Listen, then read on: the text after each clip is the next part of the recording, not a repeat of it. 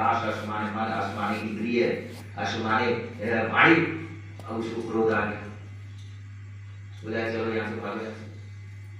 तो मैं ये कह रहा हूं कि व्यक्ति को जो है बरगलाया जाता है, सही से वंचित किया जाता है, सही क्या उसको ना बता करके उसका झूठ प्रचार कर दिया जाता है, क्योंकि उनको मालूम नहीं झूठ प्रचार कर करके ये बढ़ाया जाता है, इसलिए वेद के सिद्धांत को न समझने के कारण से। और लेकिन वेद का सिद्धांत है कि अगर उस तरीके से, तो शायर ने क्या किया, अष्टापदी गौ आलंबनिया, शायर का अर्थ अष्टापदी गौ आलंबनिया वेद का मंत्र है, तो उसने शायर ने क्या लिखा, अष्टापदी गौ आलंबनिया, ये वेद का मंत्र है, तो शायर ने लिखा अष्टापदी गौ यानी 8 प्रकार की गाय को काट करके हवन करने से सुख होता है।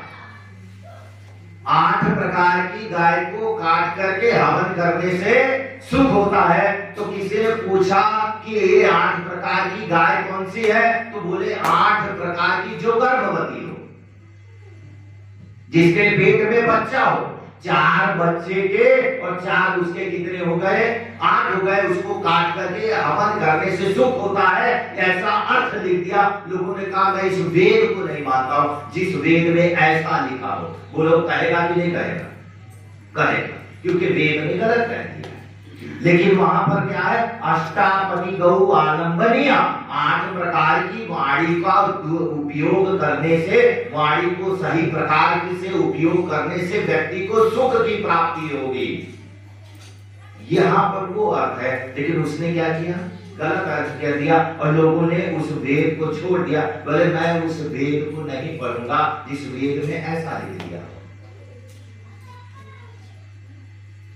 जैसे अभी एक जगह आता है कि लोग कहते हैं कि राम मांस खाते थे, उस समय में कुछ नहीं था, तो मांस, आयुर्वेद का मैंने ग्रंथ पढ़ा, तो आयुर्वेद के ग्रंथ में लिखा मांस, एक होता है मांस और एक होता है मांस।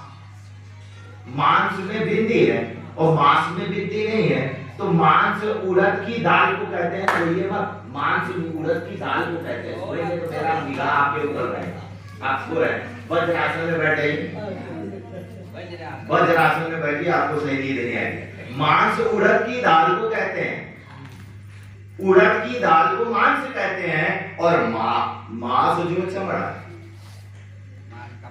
मांस है, और उड़द की दाल को मांस कहते हैं। तो रामचंद्र जी उस समय में उड़द की दाल को खाते थे, तो मांस अगर किसी ने कह दिया कि वो रामचंद्र जी मांस खाते, तो वो गलत कह दिया। जो नहीं समझ पाया उसने मान लिया। बोलो हुआ कि नहीं, गलत, क्योंकि अर्थ नहीं समझने के कारण यही वेद हमको संदेश देता है कि अर्थ को समझो, वेद को पढ़ो, वेद के सिद्धांत को समझो। और वेद को पढ़ने के लिए क्या करना पड़ेगा, हमको छोटे छोटे ग्रंथों को पढ़ना पड़ेगा, गुरु के सानिध्य में बैठ करके पढ़ना पड़ेगा, उसको समझना होगा। एक बार नहीं, 2 बार नहीं, 10 बार समझना होगा। छोटे ग्रंथों को पढ़ेंगे, अगर नहीं समझे तो सत्यार्थ प्रकाश को पढ़ें। क्यों पढ़े सत्यार्थ प्रकाश को, क्यों पढ़े? ये 78 वर्ष हो गया है, ठीक है, कितने वर्ष हो गए, 78 वर्ष। यहाँ पे जितने मंत्री, प्रधान, कोषाध्यक्ष जो भी होंगे, ये मुझे बताएं कि किसी ने पूर्ण रूप से सत्यार्थ प्रकाश को पढ़ा है? नहीं पढ़ा, नहीं। किसी ने भी पूर्ण रूप से सत्यार्थ प्रकाश को, किसने पढ़ा? हाँ, बहुत सुंदर। तो हाथ ऊंचा करना है, जो ना पढ़े वो 2 हाथ ऊंचा करे, जो ना पढ़ा वो 2 हाथ ऊंचा कर दे, इसमें सारों की बात नहीं है। तो जो पूर्ण रूप से सत्यार्थ प्रकाश को नहीं पढ़ेगा, क्योंकि सत्यार्थ प्रकाश में क्या लिखा है, सत्यार्थ प्रकाश आपको पता है, मोहम्मद अली जिन्ना लिखते हैं कि सत्यार्थ प्रकाश मास उल आला तफनीस, सत्यार्थ प्रकाश एक ऐसा ग्रंथ है कि उसकी कोई बराबरी नहीं है। तो सत्यार्थ प्रकाश के विषय में उसने ऐसा लिखा। और गुरुदत्त विद्यार्थी क्या कहते हैं कि जो व्यक्ति सत्यार्थ प्रकाश को पढ़ेगा, तो कोई भी अगर जो व्यक्ति सत्यार्थ प्रकाश को पढ़ लेगा, तो उसको कोई भी व्यक्ति बरगला नहीं सकता है। कोई अपने धर्म की सीख ही बता रहे कि मेरा धर्म बड़ा है, तो उसको कोई भी बिगाड़ नहीं सकता है, ऐसा सत्याग्रह प्रकाश। क्यों है? क्यों है सत्याग्रह प्रकाश? क्यों है? 377 ग्रंथों का हवाला किसमें है? सत्याग्रह प्रकाश में। कितने? अगर एक पुस्तक पढ़ेंगे तो 377 ग्रंथों का हवाला उसमें मिल जाए। 290 पुस्तकों का प्रमाण है इसमें। अब मेरे से अगर कोई पूछे कि आपने तो बखान कर दिया लेकिन क्या आपने पढ़ा है, तो मैं कहूंगा मैंने 6 बार पढ़ा, 6 बार। 4 वेद को मैंने 3 बार पढ़ा, 6 शास्त्र को मैंने पढ़ा, उपनिषद को मैंने 2 बार पढ़ा, तीसरी बार पढ़ रहा, दर्शन को 2 बार पढ़ना। स्वाध्याय करना चाहिए। रीतंच तपंच स्वाध्याय प्रवचने च, रीतंच तपंच स्वाध्याय प्रवचने च। अगर जितना स्वाध्याय करेंगे आपका ज्ञान उतना ही उत्तर बढ़ेगा।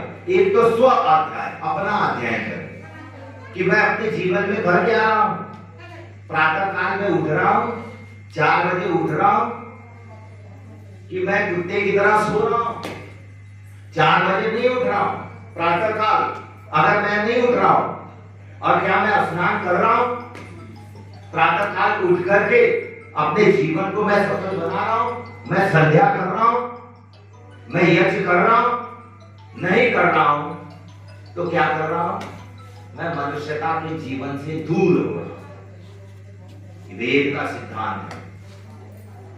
बहुत बढ़िया सोने, आनंद तभी आता है सोने इस समय। अभी जाने के बाद सोना सब भूल जाएंगे, नींद जल्दी नहीं आएगी। और मैं तो कहता हूं बहुत अच्छी बात है, जो मेरे कथन पे, मेरे प्रवचन पे सो रहा है, तो समझ लीजिए कि आत्मा वहां पे शांत हो जाएगी।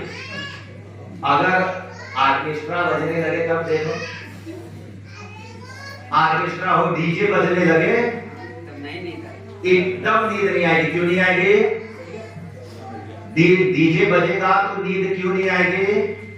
क्योंकि है ना, इतना शोर होगा कि आत्मा उथल पुथल करेगा, तो उसको नींद नहीं आएगी। यहाँ नींद आ रही है कि आत्मा को भोजन सही मिल रहा है, इसलिए सो रहा है। अच्छी बात है, सोए, अच्छा है। कुछ को मैं जगाता रहूंगा, मेरा ध्यान जा रहा है हर जगह। तो मैं कहां पर था?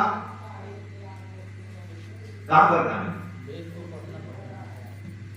कौन बोला? किसने कहा?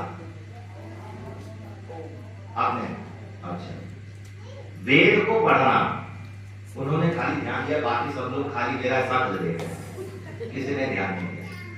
वेद को पढ़ना, लेकिन उन्होंने भी थोड़ा सा ध्यान दिया है। कहा मैं कहा? हाँ, बहुत बढ़िया। सत्याग्रह प्रकाश में 377 ग्रंथों का हवाला है, 290 पुस्तकों का प्रमाण है, और 1500, अब यहां ध्यान दीजिएगा, 1542 वेद मंत्र और शास्त्र पढ़े हैं।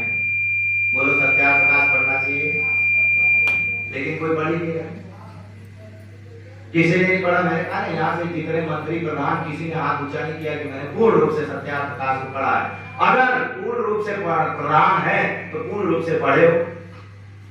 प्रधान को पढ़ना चाहिए, कोषाध्यक्ष को पढ़ना चाहिए, मंत्री को पढ़ना चाहिए, तब जाकर के उस वेद के सिद्धांत को लोग जानेंगे कि वेद क्या कहता है। तो वेद ने कहा, इससे बड़ा मैंने क्या कहा? जानवर है, जानवर को एक जगह पे लगा दिया। मैंने कहा है जातेषु जानेषु वरः श्रेष्ठ स जानवर, जो जानता है श्रेष्ठ है, अपने गुण में श्रेष्ठ हो, वरने योग्य वो जानवर है। ऐसा जानवर अगर मनुष्य भी होगा श्रेष्ठ हो जाता है, अगर कार्य करता है तो वो जानवर है। जानवर जानकर करता है, ठीक है। तो वेद ने सिद्धांत दिया। तो वेद जो सिद्धांत दे रहा है, अगर उस सिद्धांत को हम पालन नहीं करते हैं तो हम क्या कर रहे हैं? अधर्म कर रहे हैं। क्योंकि क्या कह रहा है? वेद की आज्ञा का मानना धर्म है और वेद की आज्ञा का उल्लंघन करना अधर्म है। अब देखिएगा, वेद की आज्ञा को मानने वाला धर्म करता है, तो वेद की आज्ञा को न मानने वाला अधर्म कैसे करता है? वेद में आज्ञा दिया, अक्षयर्मा दिव्य कृषि मत कृषस्व वित्ते रमस्व बहुमन्यमानः। अक्षयर्मा दिव्य, जुआ मत खेल, कृषि मत कृषस्व, खेती कर, वित्ते रमस्व, धन में रमण कर, बहुमन्यमानः, उसमें रमण करके अपने जीवन को सफल कर दे। अगर ऐसा कह रहा वेद, तो अगर इस सिद्धांत को जिसने तोड़ दिया तो वो जो अधर्म कर रहा है। वेद कह रहा है जुआ मत खेल, तो अच्छा बताइए, जुआ जो खेला है, जो भी जुआ खेलता हो, यहाँ जितने लोग बैठे हो, अगर इस वेद के सिद्धांत को सुन रहे